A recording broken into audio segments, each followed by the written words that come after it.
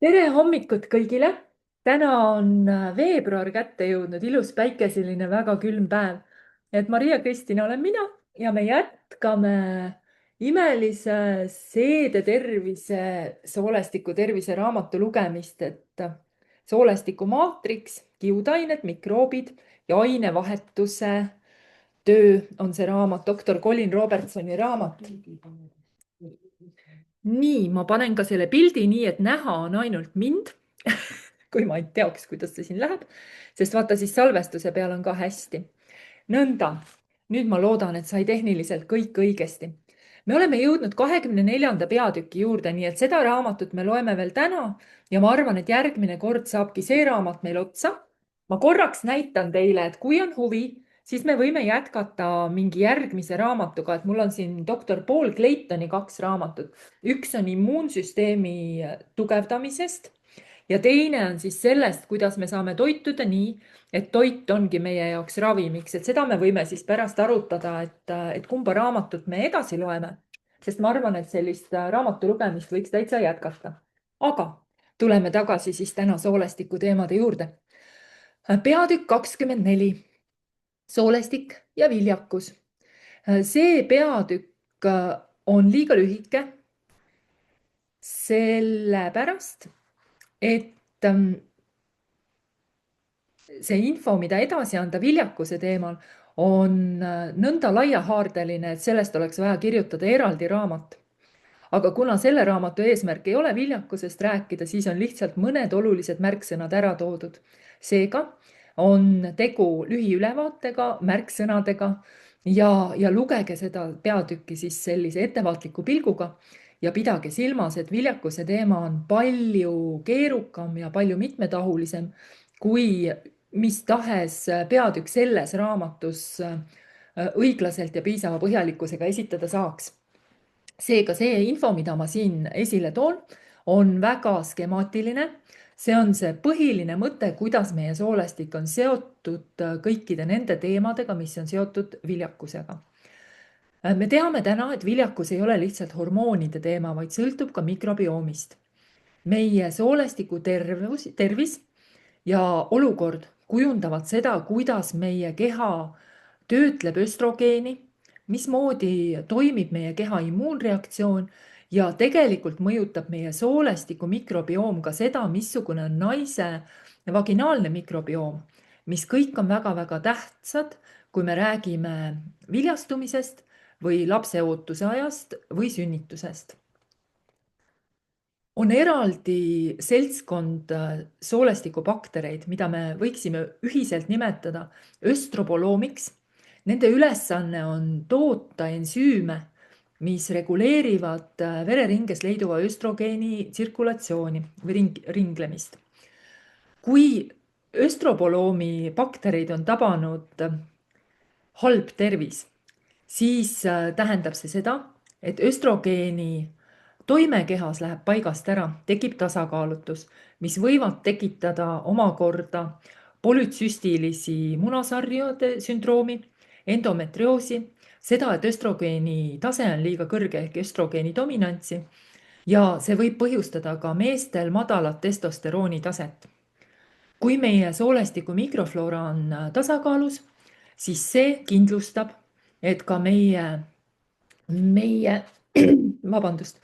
et meie suguhormoonid, testosteroon ja östrogeen on õigesti tasakaalus, toimivad siis, kui vaja ja puhastatakse kehast nii, nagu tarvis.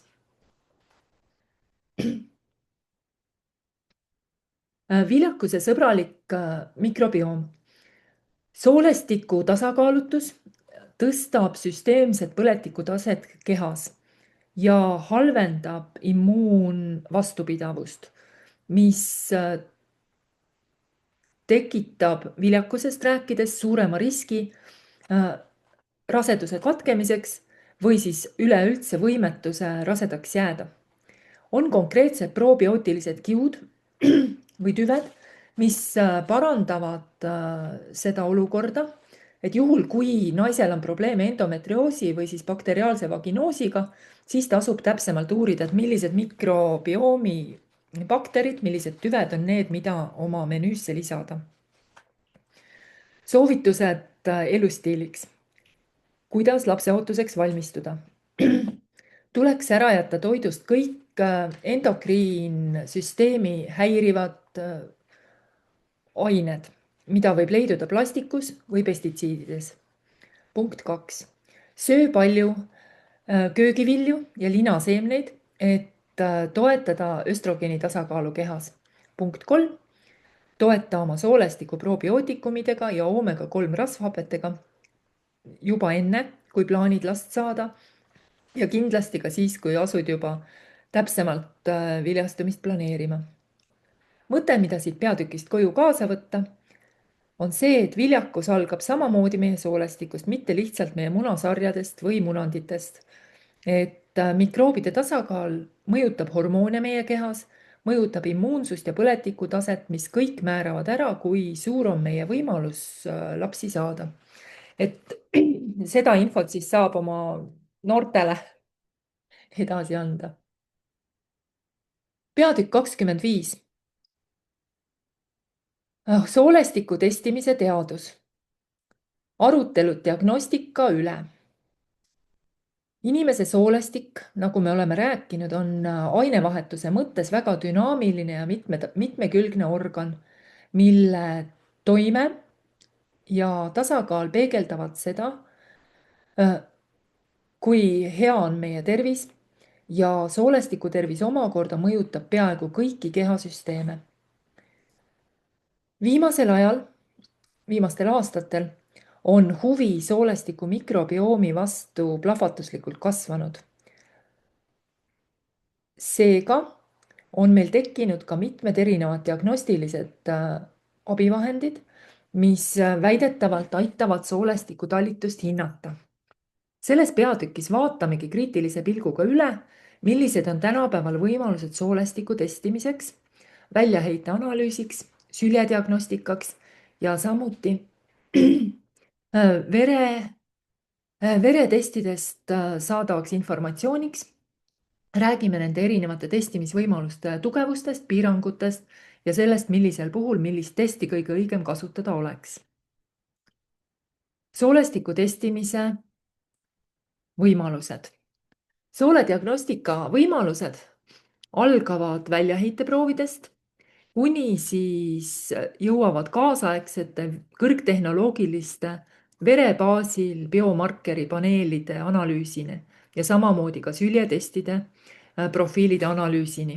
Et võimalusi on mitmeid. Iga lähenemine tugineb mõnevõrra erinevale teooriale, mis soolestiku tervist puudutab. Väljaheiteanalüüsid uurivad väljaheites leiduvate mikroobide hulka ja nende liike ja seda, milliseid jääkaineid ja laguaineid nad tekitavad. Veretestid hindavad erinevaid soolepakterite ainevahetuse mustreid ja süljetestid hindavad siis kas süsteemset põletiku koormust või siis päris kohalikku lima reaktiivsust või lima vastuseid siis erinevatele ainetele. Väljaheitetestid, nende tugevused ja puudujäägid. Kui me räägime mikrobiomi testimisest, siis väljaheitetestid on jätkuvalt väga populaarsed. Nad annavad meile detailse ülevaate sellest, millised mikroobid meie soolestikus elavad. Selleks kasutatakse RNA järjestuste uurimist või siis PCR-tehnoloogiat. Kuid samuti on sellel meetodil oma piirangud. Esiteks, see, mis mikroobe sellest proovist leitakse, ei anna meile 100% kindlust, et need on täpselt need mikroobid, mis meie kõhus elavad ja ka aktiivsed on. Teiseks,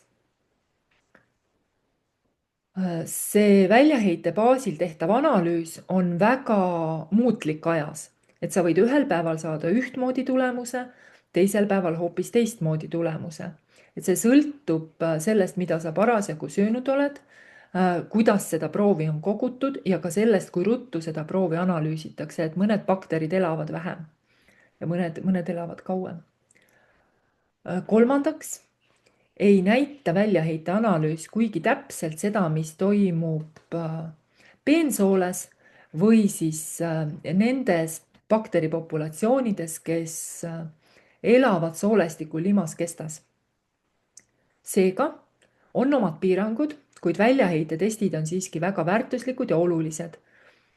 Nende põhjal on hea diagnoosida soolestiku tasakaalutust, düsbioosi või põletikku.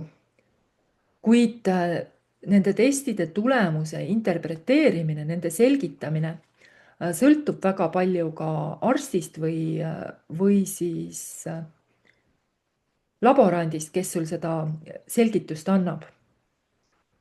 Ja seega on ka nende testide ja nende testi tulemuste võrreldavus erinevate laborite vahel sageli väga halb. Tihtipeale oodatakse väljaheitetestidelt palju rohkem ja palju suuremat tulemust ja palju rohkem selgust ja nõuandeid, kui nende põhjal teha saab. Ja mõnikord on ka nõnda, et neid usaldatakse pisut liiga palju ja need otsused, mida nende põhjal tehakse, ei ole alati 100% kooskõlas sellega, mis on see tegelik olukord soolestikus. Süljetestimine. Süljetestimine jälgib siis peamiselt soolestiku ja suu teljemarkereid nagu immuunglobuliin A, kortisoolirütmid ja mõned tsütokiinid, mida me saame siis süljest hinnata. Selle plussid on see, et ta on väga lihtsasti tehtav, ta ei tee kellelegi haiget ega ei kahjusta kedagi. Aga see, mida meile süljetestid annavad, see informatsioon on väga piiratud, et selle põhjal me ei saa teha otsuseid soolestiku mikrobiomi talituse, tasakaalu ega ka kõhubakterite ainevahetuse kohta. Ja samamoodi nagu väljaheitetestid, isegi rohkem, on süljetestid ka väga muutlikud ajas, et väga palju sõltub sellest, et millisel hetkel nad on võetud ja kuidas nad siis mida peegeldavad. Biomarkerid, mida mõõdetakse verest. Metaboloomi testimine ehk siis vereseerumist või plasmast tehtud analüüs, mis näitab soolestiku ainevahetuse metaboliite, annab väga hea pildi keha ja soolestiku mikrobiomi omavahelise suhte, nii-öelda interaktsiooni kohta. Erinevalt väljaheiteproovist kajastab veretest otseselt mikroobide tegevust, mitte seda, et nad olemas on.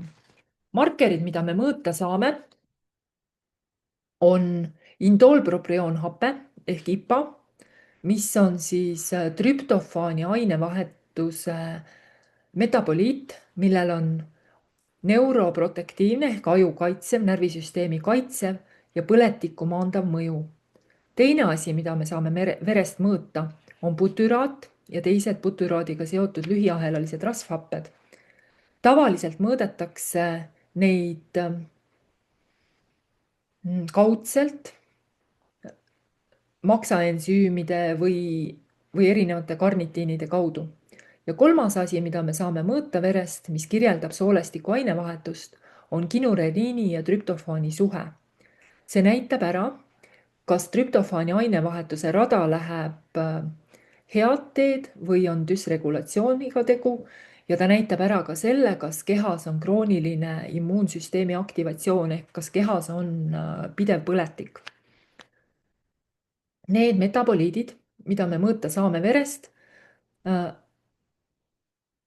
näitavad meile, kui hästi toimib soolestik, kas soolesein on terve ja töötab piisavalt tublilt kuidas meie süsteemne ehk siis kogu keha mõjutav immuunsus, millises vormis on immuunsüsteem ja samamoodi on võimalik nende näitajate põhjal suunatult aidata inimestel vähendada põletikku, väsimust ja meeleoluhäireid, kui need peaks esinema, sest kõik need asjad on meie mikrobiomiga seotud. Mis järeldusi sellest infost teha? Kui me võrdleme erinevaid soolestikuteste, siis on tähtis silmas pidada, et mis on meie eesmärk, kui me tahame infot saada. Punkt 1. Kas meid huvitab rohkem struktuur või funktsioon? Ehk siis väljaheiteproovid näitavad meile ära, kes meie kõhus elavad. Veretestid näitavad meile, mida need tegelased teevad, ehk siis kuidas on nende bakterite ainevahetus, et kas neist on kasu või mitte. Punkt 2. Et kas meid huvitab hetkeseis või me tahame teada natuke pikaajalisemat informatsiooni. Väljaheiteteste mõjutavad hiljutised muutused söögis ja samamoodi mingisugused haigusseisundid või kehaseisundid, mis kiiresti mööduvad. Veretestist me saame andmed, mis kirjeldavad stabiilsemat pikaajalisemat perioodi. Punkt 3. Kliiniline mõte, miks me seda testi teeme? Kui me tahame lahendada mõnda probleemi, mis inimesel on tekkinud, nagu nimetatud, eks ole, et kas on immuunsüsteemiga probleeme, kas on põletikuga probleeme, väsimuse või meeleoluhäiretega probleeme, siis funktsionaalmeditsiini lähenemise kaudu aitavad veretestidest saadud mustrid meil mõtestada lahti seda infot ja luua siis sobivad sekkumised, mis aitaks inimesel oma sümptomitega paremini toime tulla ja neid leevendada. Et ühesõnaga ravi mõttes siis võib veretest anda rohkem informatsiooni. Viimased värsked uuringud aastast 2022-2023 on kinnitanud, et need verest saadavad soolestikumarkerid on võimelised ka ette ennustama seda, on võimelised täpsemalt ette ennustama immuunsüsteemi düsfunktsiooni ja vaimse võimekuse langust ja teisi ajuprobleeme kiiremini kui lihtsalt väljaheitetestid. Nii, nüüd räägime siis täpsemalt veretestist. Sooletesti funktsionaalsus. Indoolpropioonhape, butyraat ja trüptofaan, erinevad rajad. Ma ütlen selle indoolpropioonhappe kohta IPA, eks ole, et see on lühidalt ja lihtsamalt öeldud. Ja raamatus on ka see lühend on IPA. IPA, mis on siis trüptofaani ainevahetuse saadus, on seotud soolestikubakteritega. Kui kehas on piisaval tasemel IPA-t, siis tähendab see seda, et meie soolestikubakterid tunnevad ennast hästi, nad on terved ja töötlevad trüptofaani just nimelt õigel viisil, mis hoolitseb selle eest, et meie soolestikusein, et soolebarjäär on terve ja tugev ja meie vaimne võimekus ja ajutöö püsivad kaua heal tasemel. Butyraat, millest oli juttu raamatu esimestes peatükkides, et see on siis mikroobide poolt toodetav lühiaheline rasvhape, reguleerib soolestiku tervist, immuunrakkude, ühesõnaga immuunrakud, need T-rakud, nende tootmist ja energia ainevahetust meie rakkudes. Trüptofaani rada võib liikuda kolmes suunas, et ta võib minna serotoniini poole, kinureniini poole või siis IPA suunas, nii-öelda 3 rada, mis siis kõik mõjutavad meie meeleolu, immuunsüsteemi ja sooleseina läbitavust. Veretestidest saadavad markerid, mida me nende ainevahetussaadust ehk metaboliitide kohta mõõdame, annavad meile reaalajas funktsionaalse vaate sellele, kuidas meie soolestik toimib. Mitte ainult seda, mis bakterid seal on, aga mida nad teevad. Kui me neid markereid jälgime, siis on see põhimõtteliselt biokeemiline info selleks, et saaksime paremini planeerida oma toimetulekut, väsimuse, autoimmuunhäirete, depressiooni ja mitmete teiste probleemidega, millega inimesed silmitsi seisavad. Me usume, et tulevik on funktsionaalne lähenemine. Tulevik peitub funktsionaalses lähenemises. Ei, vastupidi. Funktsionaalses lähenemises peitub tulevik. Vabandust, lause on niipidi õige. Funktsionaalses lähenemises peitub tulevik. Et me ei eita, et väljaheite ja süljeproovidel on oma konkreetne kasutusvaldkond olemas ja neist võib mingitel juhtudel kasu olla. Kuid me usume, et tulevik on ikkagi ennekõike funktsionaalses vaates. Me peame teadma, mida bakterid meie kõhus teevad. Sellest, et nad olemas on, ainuüksi ei piisa. Mida rohkem koguneb meil teadmisi selle kohta, kuidas meie bakterid tegutsevad, kuidas see meie verepildis peegeldub, siis seda rohkem oskame me ka igaühele personaalseid soovitusi anda, kuidas oma elustiilis, toitumises ja tervise hoidmises teha jõukohaseid muudatusi ja saada oma tervis paremasse seisundisse või paremasse korda. Uurijad ja arstid otsivad vastuseid erinevatele küsimustele. Nad küsivad, et huvitav, kes meil seal elavad, kui kõhubakteritest rääkida ja mida nad teevad. Siis vastused sellele saabki kõige lihtsamalt kätte verepildist. Nii, mis see kell meil nüüd on? Tegelikult me võiksime, ma vaatan, kui pikk see, jah, loeme ühe peatüki veel, et siis järgmiseks korraks jäävad siis 2 viimast peatükki. Nii, see oli testimisest ja nüüd on eriti hea peatükk. Peatükk 26. Mida teeb alkohol meie kõhus? Et kuidas saada aru, Inge naerab siin kõrval, ma ei tea, miks ta naerab, et kuidas saada aru, milline mõju on etanoolil meie kõhubakterite tervisele ja nende omavahelisele suhtlusele. Tihtipeale küsitakse minu käest seda, et kui palju alkoholi on turvaline juua või vahel räägitakse isegi seda, et klaasike veini on ju kasulik ja minu käest küsitakse ka, et kui palju alkoholi on siis kasulik tarvitada. Alkoholi mõju ümber tekkinud segadus on seotud sellega, et on ilmunud erinevates ajakirjades väga palju erinevaid soovitusi ja artikleid, et millega siis soovitatakse isegi, et võta klaasike veini päevas ja see teeb su tervisele head. Aga siinkohal tuleb ära öelda, et teadusuuringud on tänaseks jõudnud ikkagi tulemusele, et ükskõik kui vähe sa jood, siis tervisele on kasulik alati juua veel vähem.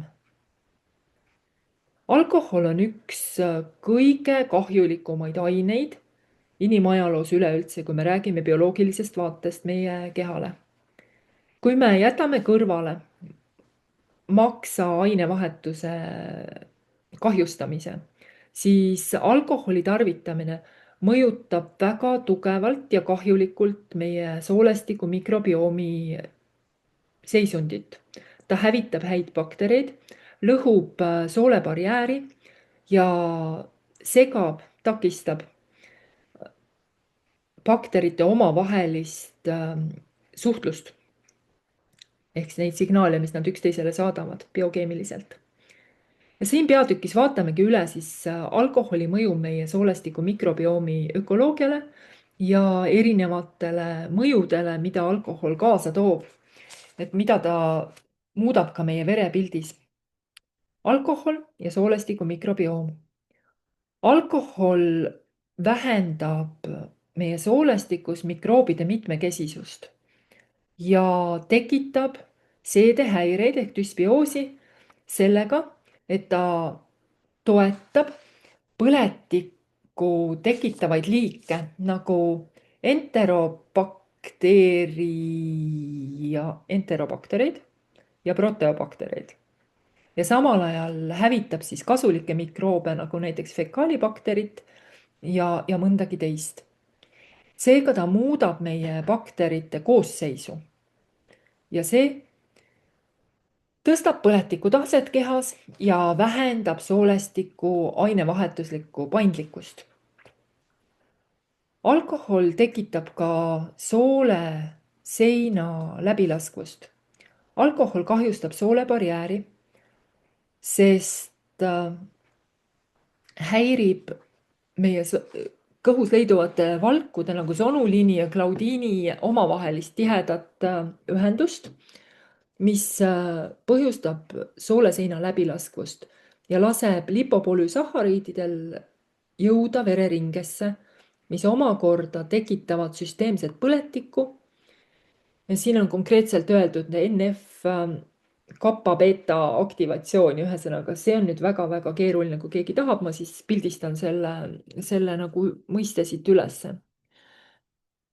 Põletik, mürgistus ja soolestiku maksatelg. Kui süsteemselt ja pikaajaliselt lipopolüsahariidid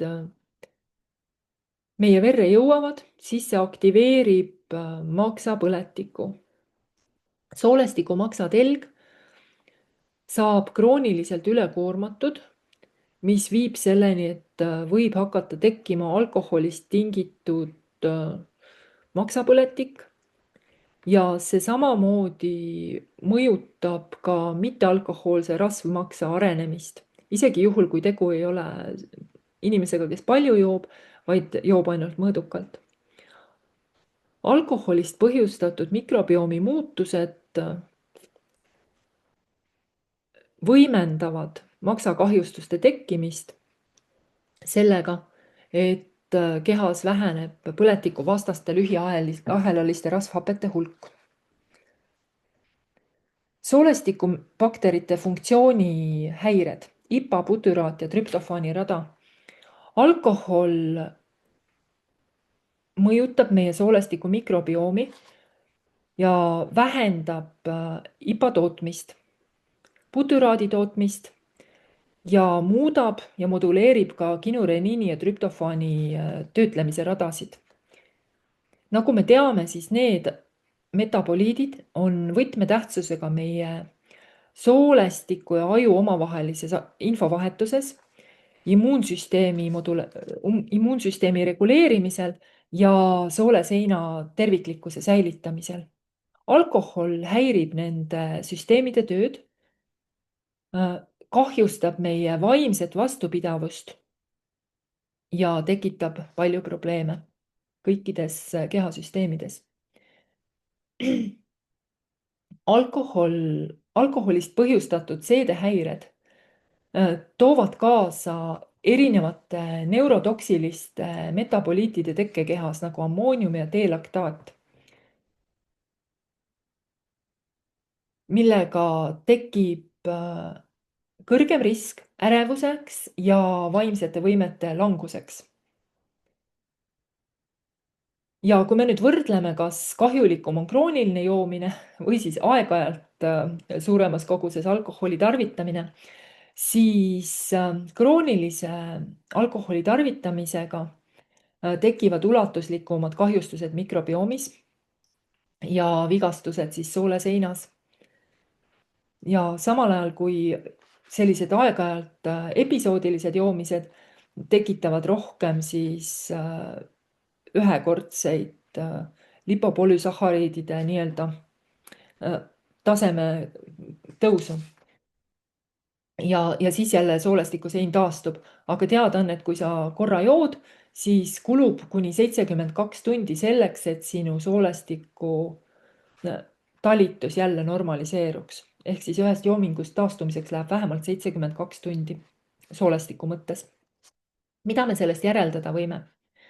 Probiootikumud nagu näiteks Lactobacillus rhamnosus, kiudained ja polüfenoolide rikas dieet on näidanud tulemuslikkust meie soole tervise toetamisel ka siis, kui inimesel on olnud alkoholist tekkinud kahjustused.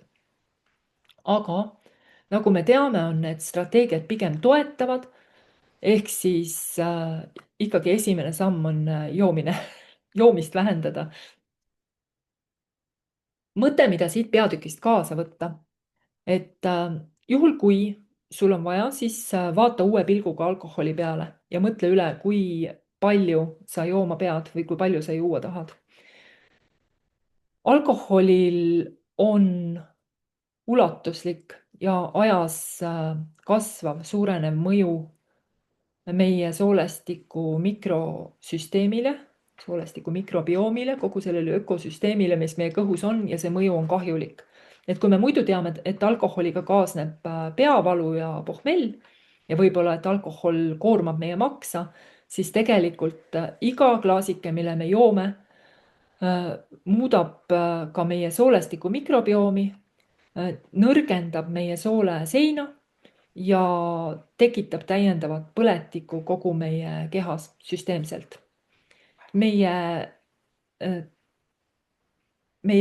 kasutuses olevad teaduslikud andmed tänase seisuga nõuavad, et me kõik teeksime tõsise ümberhindamise alkoholi kasutamise osas.